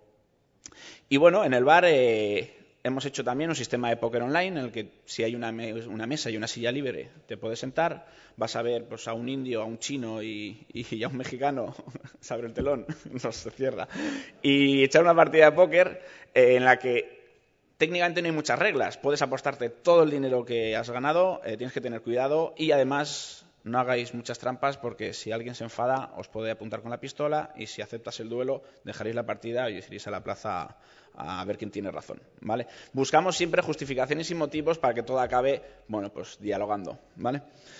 Escenarios, no se ve bien, pero este es uno que nos gusta mucho, es una mina en la que casi no hay luz. Solo vas a ver al rival en base a los fogonazos que emita su pistola. Entonces generamos ya un tipo de duelo en el que las balas, la luz y todo esto tiene influencia. Puedes disparar en vez de al objetivo a los farolillos, se apagarán las luces, entonces será un duelo a oscuras. Para saber qué nivel de dificultad te enfrentas, cuanto mayor caché tiene el enemigo, más distancia tiene. Asumimos que llevas muchas partidas, la precisión cada vez va mejorando, entonces si empiezas un duelo con gente novata, el duelo será pues, a unos 3-4 metros está marcado. Pero el nivel de dificultad podrá llegar hasta 7, 8, 9 metros, dependiendo del escenario. Eso al final hace que ya no solo sea la pericia, sino también la práctica la que te permita que alguien al azar no te vaya a dar, aunque puede ocurrir en un momento determinado. Para evitar la pérdida de personajes, aquí no hay un pay to win. Lo que sí hacemos es que puedas comprar con el dinero interno del juego una Biblia, una petaca, para que si te dan en el corazón o en la cabeza no vas a llevar la Biblia, pero en la petaca sí, en el corazón, te salve una vida, ¿vale? Solo hay puntos muerte directa, que son centro, cabeza y corazón. Si por lo menos tienes algún tipo de complemento, una placa Sirif o algo así que te proteja, te salvará a tu personaje una vez, ¿vale? Será una forma de no perder ese personaje al que tanto cariño se supone le tienes. Y nos vamos a detener un poquito en este escenario. Es el último que estamos acabando. Este es el que va a abrir los duelos a 3, en el que va a cambiar todo el sistema de combates. Ya no es directo, ya es entre 3 personas. Ya va a haber cierta estrategia de intento matar al bueno y me la juego a que falle el malo para luego rematarle, intento ir a los dos a la vez. Todo esto va a cambiar bastante la forma de pensar los duelos. Aquí llegamos a la Asociación Cultural de Sad Hill. La escena que habéis visto del bueno, el feo y el malo está rodada a 1 hora y 20 de aquí, está en Burgos. No podíamos permitirnos no ir allí a documentarnos, estuvimos trabajando, sacando fotografías y bueno, hay una asociación de arquitectos que se ha unido y lo que está haciendo es volver a desenterrar ese cementerio, que es un plato, lo mandó construir Sergio Leone, lo construyó el ejército español en 1 semana y bueno, ahora está abandonado hasta que llegó esta asociación que lo está recuperando. Hay un festival de música así como muy country, que es el Festival Hijo de Mil Padres, que está muy, muy, muy divertido, se hace allí, se emite la película en verano y la verdad que llegar con ellos a un acuerdo fue súper interesante porque así podíamos vincular la parte del cementerio, esta es fotos real del sitio, ahora podemos llegar a la parte del cementerio porque cuando nuestro personaje muera, vamos a poner aquí un avance para que veáis cómo se ha ido construyendo el escenario. Cuando nuestro personaje muera, si pagas con tus dólares internos, nunca vas a pagar con dinero real, podrás tener tu tumba. Si no pones dinero para ella, pues desaparecerás en el olvido, ¿vale? Entonces, cuando crees que tiene importancia tu personaje y que se merece una lápida, qué mejor forma que tenerla puesta en Sand Hill, ¿vale? Una de las cosas bonitas que tiene la asociación es que tiene una especie de sistema de crowdfunding en el que creo que por 30 euros podéis compraros una lápida que pondrán con vuestro nombre y os mandarán una fotito y os mandarán, pues bueno, cartas de que está bien, que está cuidada y todo eso. Entonces, queríamos vincular también ese tipo de campaña, intentar hacer un poquito de labor social o de reconstrucción de patrimonio histórico. Estos son planos que nos dieron ellos topográficos de los arquitectos para poder construir este escenario de la forma que lo hicimos. Bueno, en base a las fotografías que sacamos, estuvimos intentando levantar el terreno y construirlo de una forma bastante fiel. La verdad que ha sido una de las mejores experiencias de mi vida. El partir de algo sobre base muy tonto, una mecánica tan directa que se explica como desenfunda y mata a tu colega, todo el envoltorio, todo el trabajo que hemos tenido de investigación y lo que hemos aprendido por el camino, la verdad que ha sido algo súper, súper interesante. Y ya para acabar, si me lo permitís, un poquito la estrategia. Somos un estudio muy indie, que hemos hecho un juego menos indie, pero para la plataforma que nadie tiene. Por lo tanto, somos súper temerarios. Hemos hecho el juego más comercial de Delirium para las plataformas que nadie tiene, porque nadie va a gastar 3.000 euros para jugar a esto, ¿vale? Entonces, hemos intentado diversificar. PlayStation, Samsung Gear, nos han portado unos compañeros el juego, para Oculus, para Vive, pero sobre todo, donde vemos el potencial es en que quede claro que es un arcade y que tiene que estar en la calle. Sabemos que ahora mismo en los hogares es difícil, estamos rondando los 5.000 jugadores online, pero lo estamos vinculando ahora a los cibers. Hacemos estrategias de mata a un youtuber, en el que invitamos a un youtuber famoso y bueno, la gente hace cola, se sienta aquí en la Plaza del Pueblo, llega a un carromato con la pantalla de cine, podremos ver en streaming qué está ocurriendo desde el canal del youtuber y esperas tu turno. Es como si vas a la pescadería. Pues cuando te toca a ti, vas. El primero que lo probó fue Samu Fukui, que bueno, dejó una pila, creo que fue de 20 niños de cadáver ahí en la feria. Y es una forma también de intentar conseguir que se vuelva viral, ¿no? Ojalá que un día podamos ver al Rubius y a Vegeta enfadados haciendo un Forgiven y ver quién es el que gana con el vacile posterior. Una de las cosas que vimos era sobre todo el que tenía que estar en la calle, que tenía que estar en los cibers. Y vamos a poner, por ejemplo, un vídeo para que veáis la sensación. Aquí es la presentación que tuvimos en Barcelona.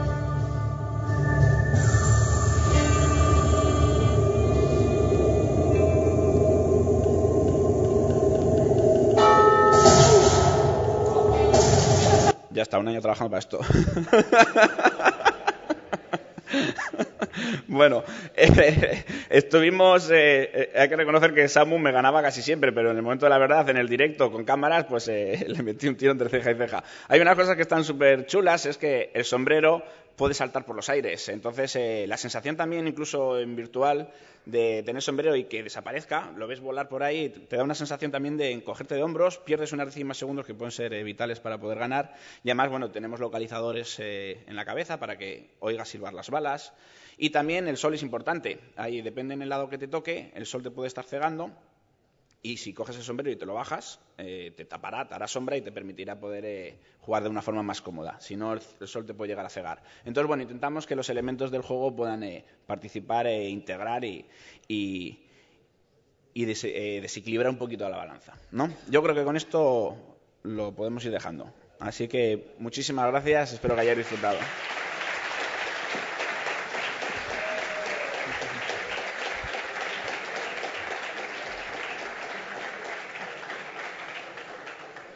Bueno, como los compis, si no hay preguntas, luego... Sí. El sombrero, para evitar troleos, hasta que no empieza el duelo, no desaparece, ¿vale? Tiene una especie como de diana interna que cuando... De hecho, la hemos hecho un poquito más grande porque el efecto es espectacular o la sensación es bastante chula cuando quitas el sombrero. Entonces, cuando dan esa pequeña diana, sale volando y sí tiene físicas. Pero durante la previa al combate... solo puedes recolocártelo, ¿vale? Lo mismo pasa con las pistolas. Puedes llegar a lanzarlas al aire, cogerlas, hacer malabarismos, pero antes no queremos que te centres en el duelo. Y sobre todo, ahora, en la versión que tenéis aquí está como mucho más casualizada para evitar que a la gente se le complique mucho el duelo. Pero si desenfundas antes de tiempo, el revólver se te cae. Es una forma de penalizar ese punto de nervios. Hasta que no suena la campana, no consigues que el grip se enganche. Entonces, si se te ha caído la pistola, estás jodido. ¿Vale? ¿El sombrero actúa como una recompensa? No, el sombrero al final, con el dinero que hayas ido acumulando, te vas a tu catálogo, una especie de catálogo de IKEA que tienes en una habitación ahí en el salón y te lo customizas. Te lo compras, cambias de color, etcétera. A priori ahora no está implementado. Vale, sí habíamos pensado, lo único que tenemos sobre la mesa es armas especiales. La pistola o el revólver de Pancho Villa, repartido en 3 o 4 piezas y que las tengan ciertos jugadores. Entonces, que el objetivo sea intentar ganarles para conseguir unirlas y tener un revólver especial. Pero solamente nos hemos planteado en eso. Robarles ítems no nos parecía muy correcto. Incluso si mueres, la idea es que el nuevo avatar herede el vestuario que has comprado, aunque sea de forma virtual, porque dar la sensación de volver a empezar suele ser muy hostil para el jugador. Acaba desconectándose. Pues muchas gracias, chicos.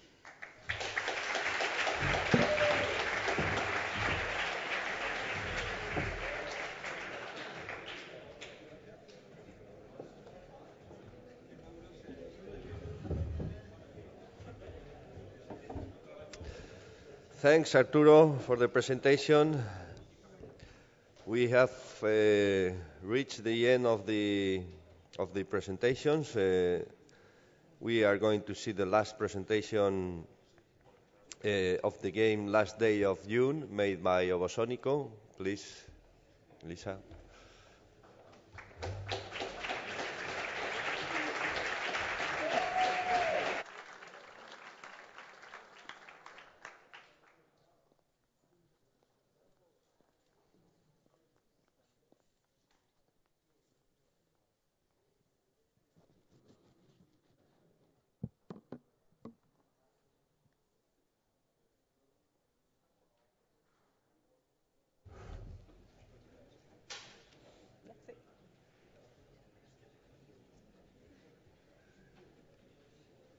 Here we are.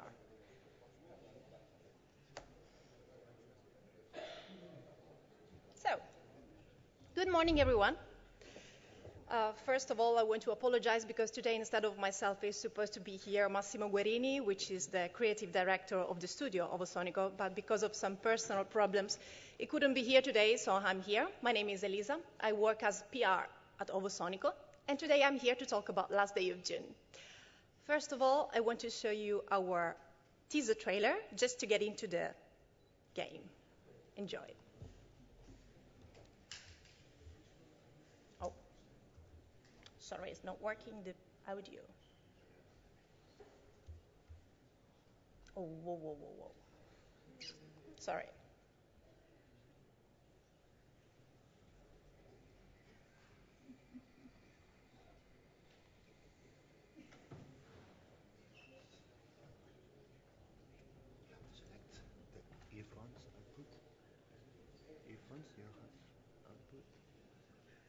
Headphones, great.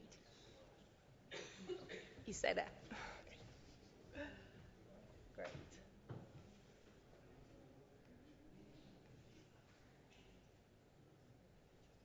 Sorry, start again. Peggy 12.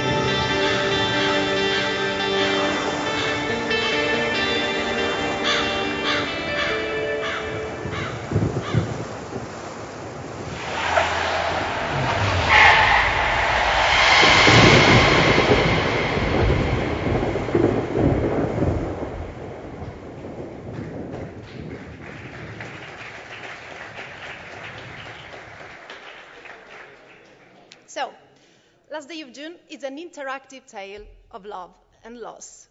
It's a cinematic artistic experience where players will solve some emotionally challenging puzzles in an attempt to turn back time and compelling them to ask themselves, what will you do to save the one you love? Last Day of June is the second title released by Ovosonico, which is an award-winning game development studio founded in 2012 by Massimo Guerini, which is a creative director which had chance to work in his life with legendary creators like Goichi Suda and Shinji Mikami. The first title released by the studio was Murasaki Baby, published by Sony Computer Entertainment Europe, and it was released in 2014.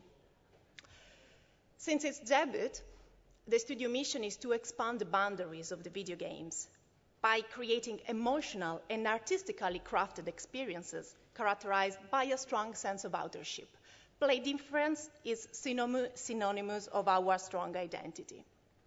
We have very diverse team inside. Some people are coming from the game industry, some other not. So we are able to bring to the table different inspirational sources that comes from movies, from music, or from art in general. And we can say that Last Day of June is a perfect representation of this, that we like to say that aims to be a true artistic innovation.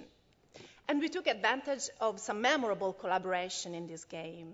You can recognize in this slide the name of Steven Wilson, which is the guy, he was the frontman of the very famous prog rock band from the 90s, Porcupine Tree, who's now taking a solo career, and he made the soundtrack of the game. By the way, he is releasing just today the soundtrack of the game. This is a kind of announcement. And together with him, we worked with the talented Just Cope, who was animator on Tim Burton's Frankenweenie, and also director of the Metallica's video clip for Here Comes Revenge. But why we made Last Day of June? So the aim of Last Day of June is to deliver a meaningful message through the gameplay. It's to let the player live a new experience through a video game. What I mean, you all know that there isn't a category for love video games. In the common sense, video games tell about fantasy, monster, wars, space adventure, which is totally fine. We absolutely need those. But most of the time, it's not that easy to emotionally relate yourself in the character you're playing with. So the reason why we made Last Day of June is exactly this one. We wanted the human being behind each player to empathize with the protagonist, Carl. Because Carl is not a hero, rather he's an anti-hero. He's a common person. He's someone who suffers and feels emotions exactly like you and me. And through the gameplay, we give the player the chance to feel and live together with the protagonist, his struggles and feelings. As I said at the beginning, talking about the studio vision, we like to tell stories that we care about. So for us, making sure that the player feels exactly what the character feels within the game has been the focus of our development process. And that's also been the most challenging part, which is translating emotions into gameplay mechanics and not just supplying emotion to gameplay mechanics. Well, the game is out since 3 months, and we are proud to say that according with your reactions, with the reactions of the player, well, we made it. The experiment worked. We touched the players.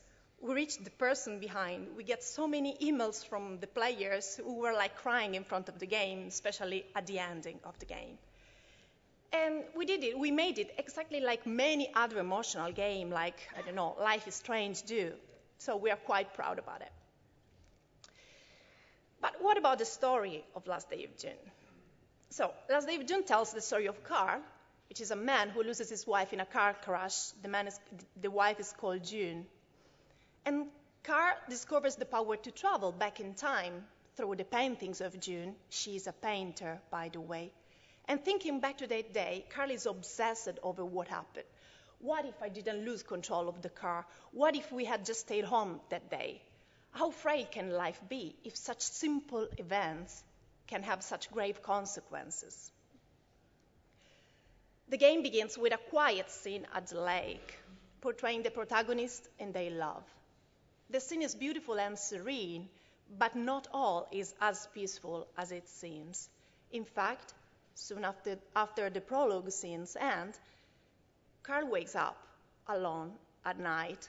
The scene at the lake is framed as a memory that turned into a nightmare, ended by a rumbling sound of a crash. June is gone, and Carl is paralyzed from the waist down.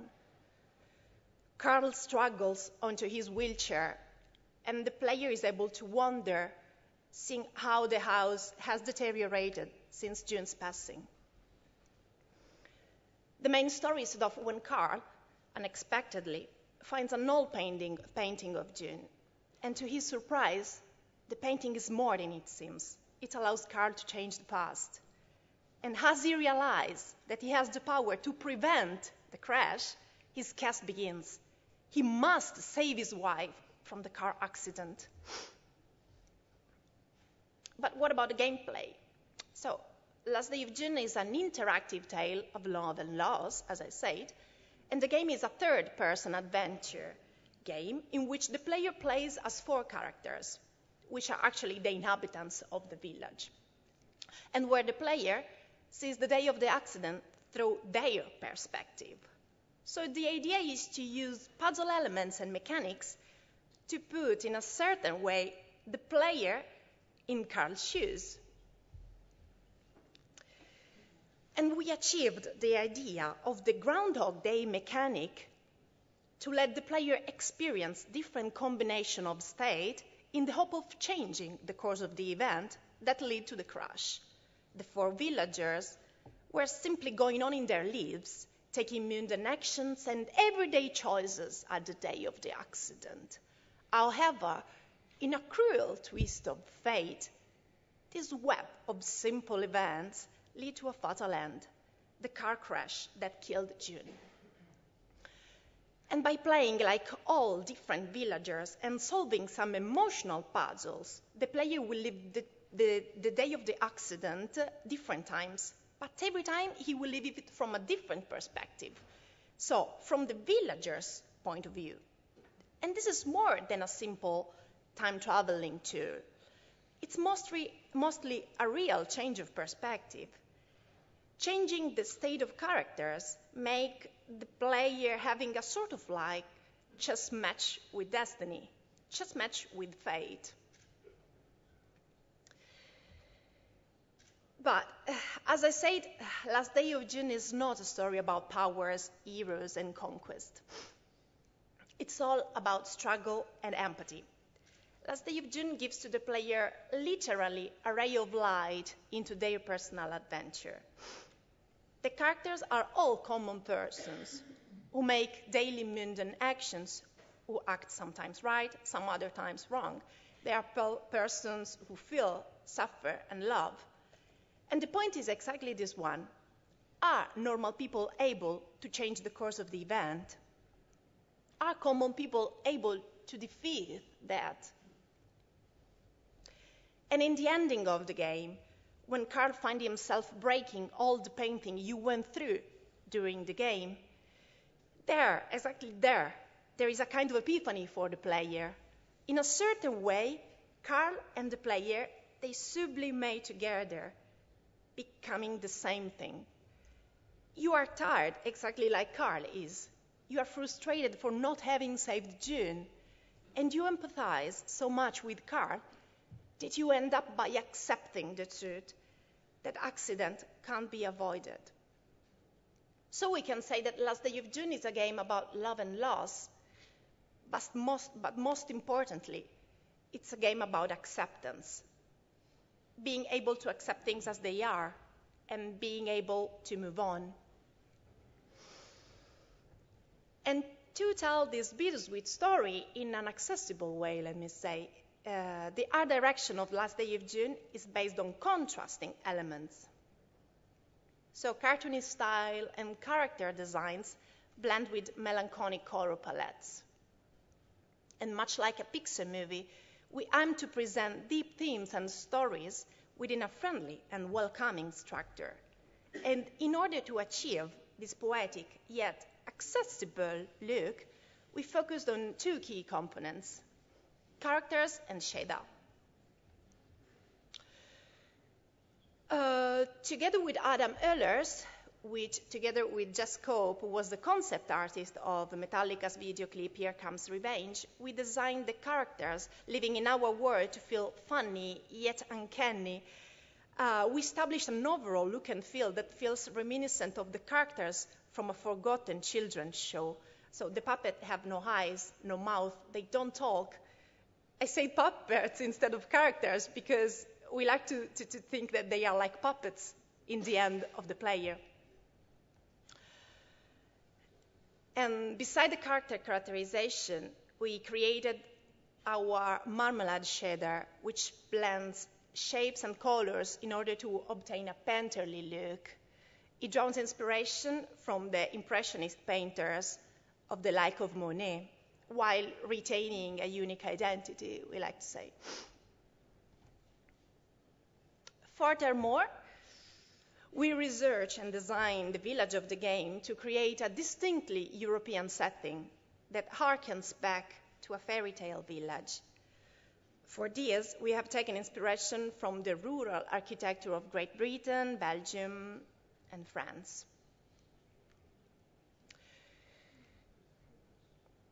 Last Day of June has been released on August 31st. Is now available for digital download on for PS4 and Steam. And now let's take a look at the gameplay trailer. Peggy 12.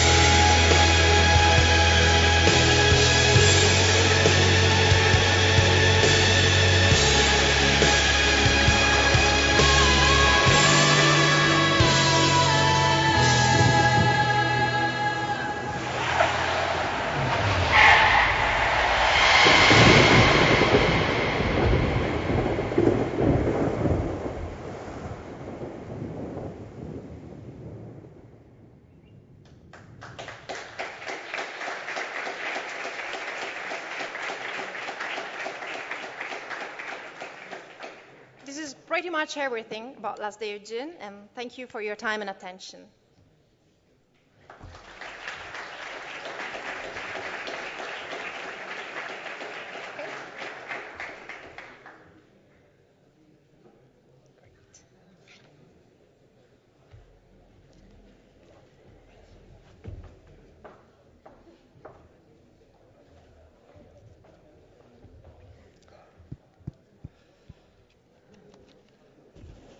Thank you, Elisa, for your presentation. Now we are going to have a coffee break. After that, we will go on with the Nordic game Discovery Contest qualifying round that will be starting at 12:30.